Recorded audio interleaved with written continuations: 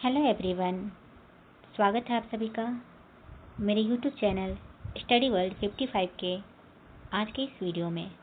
I hope आप लोग बहुत अच्छे होंगे। तो फ्रेंड्स, आज के इस वीडियो में हम बात करेंगे 20 जुलाई 2025 के कुछ क्वेश्चंस का डिस्कस करेंगे, जो कि आपके 20 जुलाई 2025 के बिहार पुलिस के एग्ज़ाम में पूछे गए थे। तो ये वीडियो जिनके भी आने वाले एग्ज़ाम है उनके लिए बहुत हेल्पफुल होगा, क्योंकि फिर उन्हें एक आइडिया मिल जाएगा कि किस टाइप के क्वेश्चन पूछे जा रहे हैं। तो जो भी चैनल पे न्यू है तो चैनल को ज़रूर सब्सक्राइब कीजिएगा, बेल नोटिफिकेशन ऑन कर लीजिएगा, ताकि आपको ऐसी वीडियोज़ सबसे पहले आप तक पहुंच सके। तो विदाउट एनी डिले चलिए स्टार्ट करते हैं। क्वेश्चन क्या था? क्वेश्चन आपसे पूछा था कि भारत में कुल उच्च न्यायालय की संख्या कितनी है। तो भारत में हाई कोर्ट की टोटल संख्या कितनी है पूछा था। तो आपके हो जाएंगे 25 टोटल संख्या है। तो जिन्होंने भी 25 आंसर किया होगा उनके सही उत्तर हो जाएंगे। फिर आपसे हिंदी का क्वेश्चन पूछा था, अवसर का लाभ उठाना मुहावरा का क्या अर्थ होता है। मुहावरा से है जो काफ़ी क्वेश्चन पूछे जा रहे हैं, 2 से 3 हर शिफ्ट में क्वेश्चन पूछे जा रहे हैं मुहावरा का अर्थ बताने वाला। यहाँ पे आपसे पूछा गया है अवसर का लाभ उठाना, इस मुहावरे का अर्थ क्या होता है। तो बहती गंगा में हाथ धोना इज द करेक्ट आंसर। फिर आपसे पूछा था एल्यूमिनियम ऑक्साइड के रासायनिक सूत्र क्या होंगे। तो एल्यूमिनियम ऑक्साइड के रासायनिक सूत्र क्या होंगे। तो Al2O3 एल्यूमिनियम ऑक्साइड के रासायनिक सूत्र हैं। फिर आपसे क्वेश्चन पूछा था कि भारत यूनेस्को में कब शामिल हुआ था। भारत यूनेस्को में कब शामिल हुआ था। तो इसका आंसर हो जाएगा 1946 में भारत यूनेस्को में शामिल हुआ था। फिर आपसे पूछा था स्थानीय स्वशासन के जनक कौन है। स्थानीय स्वशासन के जनक लॉर्ड रिपन है। लॉर्ड रिपन स्थानीय स्वशासन के जनक थे।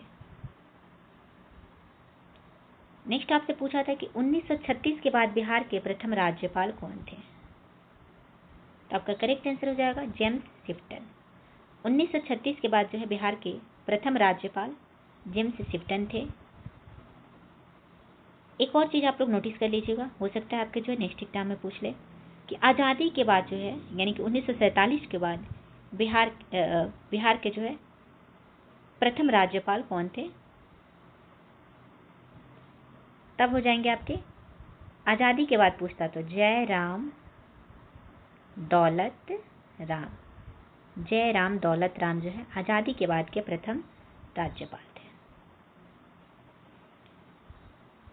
नेक्स्ट आपसे पूछा था एल्युमिनियम ऑक्साइड के रासायनिक सूत्र Al2O3। फिर आपसे पूछा था कि विटनेस पुस्तक के लेखक कौन है। विटनेस पुस्तक के लेखक कौन है। तो क्रिस्टिन कर्सी ये विटनेस पुस्तक के लेखक है। सूफी संतों की बातचीत को क्या कहा जाता है। क्या क्वेश्चन था, सूफी संतों की बातचीत को क्या कहा जाता है।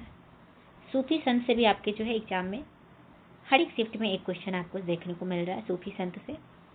तो सूफी संत की बातचीत को क्या कहा जाता है। तो उसे कहा जाता है मफूजात कहा जाता है। प्रारूप समिति के अध्यक्ष कौन थे। तो प्रारूप समिति के अध्यक्ष थे भीमराव अंबेडकर ये प्रारूप समिति के अध्यक्ष थे। बेंटेनाइट खनिज कहाँ पाई जाती है। क्वेश्चन था आपका बेंटेनाइट खनिज कहाँ पाई जाती है। तो बेंटेनाइट खनिज ये भारत के गुजरात, राजस्थान और झारखंड राज्यों में पाए जाते हैं। तो आप ऑप्शन के अनुसार आपने करेक्ट किया होगा। बाकी आपके बेंटेनाइट खनिज गुजरात, राजस्थान और झारखंड राज्य में पाए जाते हैं। फिर आपसे पूछा कि खो खो खेल 2025 कहाँ हुआ। तो खो खो खेल 2025 नई दिल्ली में आयोजित किया गया। आग लगने पर कुआं खोदना, इस मुहावरे का अर्थ क्या होता है। तो आग लगने पर कुआं खोदना मतलब हो गया विपत्ति आने पर समाधान ढूंढना। ये आपका सही उत्तर इसका हो जाएगा। फिर आपसे पूछा था कि नारी शक्ति वंदन अधिनियम कब पारित हुआ था, जिसे महिला आरक्षण विधेयक भी है, तो ये कब पारित हुआ था? तो नारी शक्ति वंदन अधिनियम जो है ये 2023 सितंबर के 2023 में पारित हुआ। यह एक ऐतिहासिक कानून है जिसे 2023 में लोकसभा और राज्य विधानसभाओं में महिलाओं के लिए 33% सीटों के आरक्षण का प्रावधान करने के लिए पारित किया गया था। तो कब पारित किया गया? तो सितंबर 2023 में जो है नारी शक्ति वंदन अधिनियम पारित की गई। फिर आपसे पूछा था the full form of HGTP, तो हाइपर टेक्स्ट ट्रांसफर प्रोटोकॉल इसका आंसर हो जाएगा। नेक्स्ट आपसे क्वेश्चन था कोल्ड डेजर्ट मुख्य रूप से भारत में कहाँ स्थित है? तो कोल्ड डेजर्ट जो है ये कहाँ है? तो हिमाचल प्रदेश लद्दाख में जो है ये स्थित है। यह हिमालय में स्थित है और इसे भारत का शीत मरुस्थल सांस्कृतिक परिदृश्य भी कहा जाता है।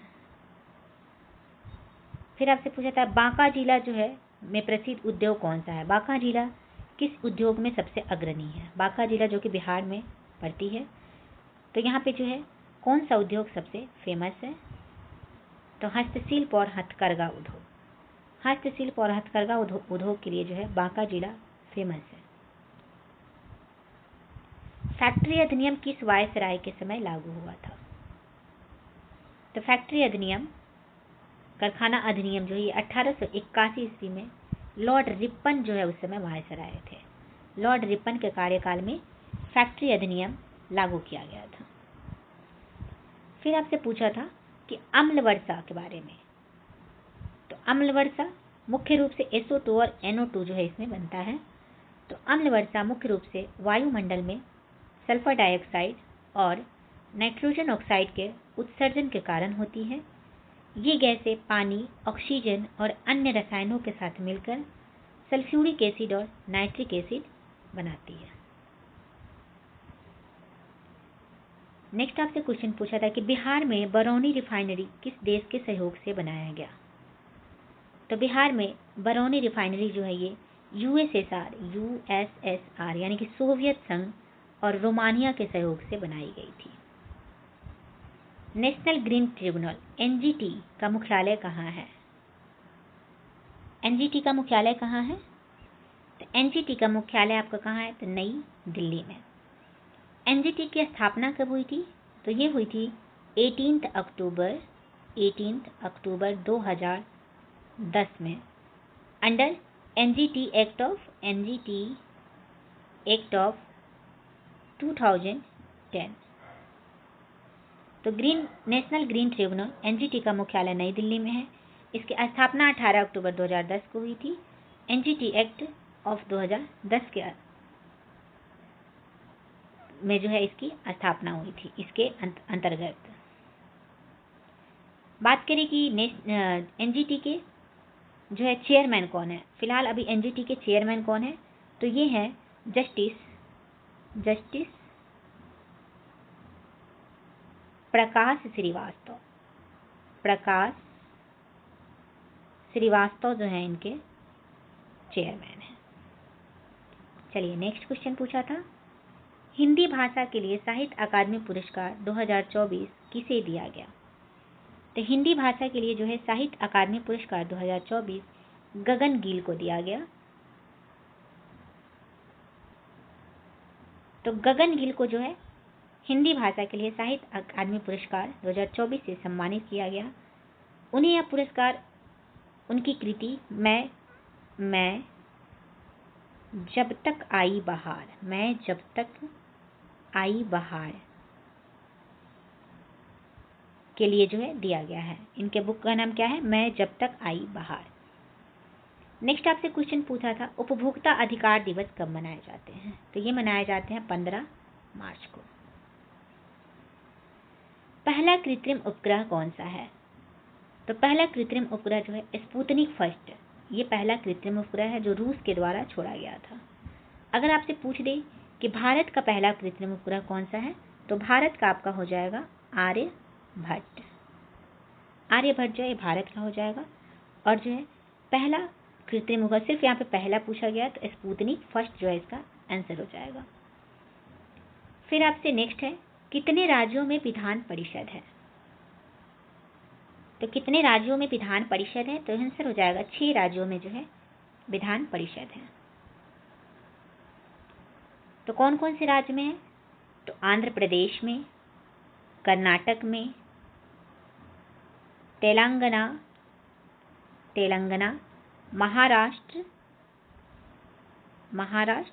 बिहार और यूपी में।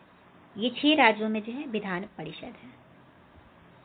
नेक्स्ट आपसे पूछा था, पौधों में प्रोटीन संश्लेषण किसमें होता है? पौधों में प्रोटीन संश्लेषण मुख्य रूप से किसमें पाई जाती है? तो ये राइबोसोम में पाई जाती है, जो कोशिका द्रव में पाए जाते हैं। फिर आपसे पूछा था कि कौन सी धातु हाइड्रोक्लोरिक हमेशा अभिक्रिया नहीं करता है? आंसर हो जाएगा कॉपर। क्वेश्चन था आपके, चुंबकीय बल रेखाएं की दिशा क्या होती है? तो चुंबकीय बल रेखाएं की दिशा जो है उत्तरी ध्रुव से दक्षिणी ध्रुव होती है। 2011 की जनगणना के अनुसार भारत की साक्षरता दर कितनी है? तो 2011 की जनगणना के अनुसार भारत की साक्षरता दर 74.04% है। नंदा देवी चोटी किस राज्य में स्थित है? तो नंदा देवी चोटी, फूलों की घाटी, ये सभी जो है उत्तराखंड राज्य में स्थित है। उत्तराखंड आपका सही उत्तर यहाँ पे हो जाएगा। सरदार सरोवर परियोजना किस नदी पर है? तो सरदार सरोवर परियोजना जो है ये नर्मदा नदी पर स्थित है।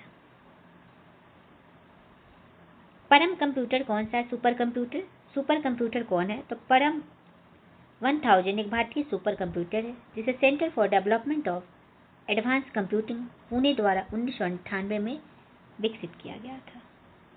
नेक्स्ट है, बराबर की पहाड़ियां, ये किसके लिए प्रसिद्ध है? तो बराबर की पहाड़ियां जो कि बिहार के जहानाबाद में स्थित है। कहाँ है? जहानाबाद में। तो ये आपके आजीवक संप्रदाय के लिए प्रसिद्ध है। बराबर की पहाड़ियां अशोक के द्वारा बनाई गई थी। किसके द्वारा? अशोक के द्वारा। नेक्स्ट है, रामधारी सिंह दिनकर को उनकी काव्य रचना ज्ञानपीठ पुरस्कार सम्मानित किया गया था। कौन सी काव्य रचना के लिए? तो उर्वशी के लिए 1972 में जो है रामधारी सिंह दिनकर को ज्ञानपीठ पुरस्कार से सम्मानित किया गया। नेक्स्ट है, प्रवासी भारतीय दिवस कब से मनाया जाता है? आंसर हो जाएगा 2003 से। प्रवासी भारतीय दिवस 9 जनवरी 2003 से मनाए जाते हैं। प्रवासी भारतीय दिवस कब मनाया जाता है? तो 9 जनवरी को। सबसे पहले कब? तो 9 जनवरी 2003 से। 9 जनवरी 1915 में जो है महात्मा गांधी साउथ अफ्रीका से इंडिया आए थे। उन्हीं के जो है आने के लिए जो ये 9 जनवरी को प्रवासी भारतीय दिवस मनाए जाते हैं। नौबत खाने में इबादत पाठ के लेखक कौन है? तो यतीन्द्र मिश्रा। सूरज कुंड शिल्प मेला कहाँ लगता है? सूरज कुंड शिल्प मेला ये कहाँ लगता है? तो हरियाणा में लगता है। उदयगिरी पहाड़ियाँ कहाँ है? उदयगिरी पहाड़ियाँ उड़ीसा में स्थित है। कुछ भाग के जो आपके एमपी में यानी कि मध्य प्रदेश में भी देखने को मिलता है। नेक्स्ट आपका क्वेश्चन था, नर्मदा नदी किस राज्य से गुजरती है? तो नर्मदा नदी जो है मध्य प्रदेश, महाराष्ट्र और गुजरात से गुजर के खंभात की खाड़ी में गिरती है। तो किस राज्य से गुजरती है? तो मध्य प्रदेश, महाराष्ट्र और गुजरात से। टिहरी बांध किस राज्य में है? टिहरी बांध आपके उत्तराखंड राज्य में स्थित है। टिहरी बांध भागीरथी और भिलंगना नदियों के संगम पर स्थित है। गोलकुंडा किस राज्य में है? तो गोलकुंडा जो है तेलंगाना राज्य में स्थित है। कहाँ है? तेलंगाना। नेक्स्ट क्वेश्चन है, स्त्री केसर की इकाई क्या है? तो स्त्री केसर की इकाई होती है अंडप यानी कि कार्पेल। तो जिन्होंने भी अंडप किया होगा उनके सही उत्तर हो जाएंगे। आजादी का अमृत महोत्सव की शुरुआत कब हुआ? तो आजादी का अमृत महोत्सव की शुरुआत जो है 22 मार्च 2021 को हुई थी। बैलाडीला किस लिए प्रसिद्ध है?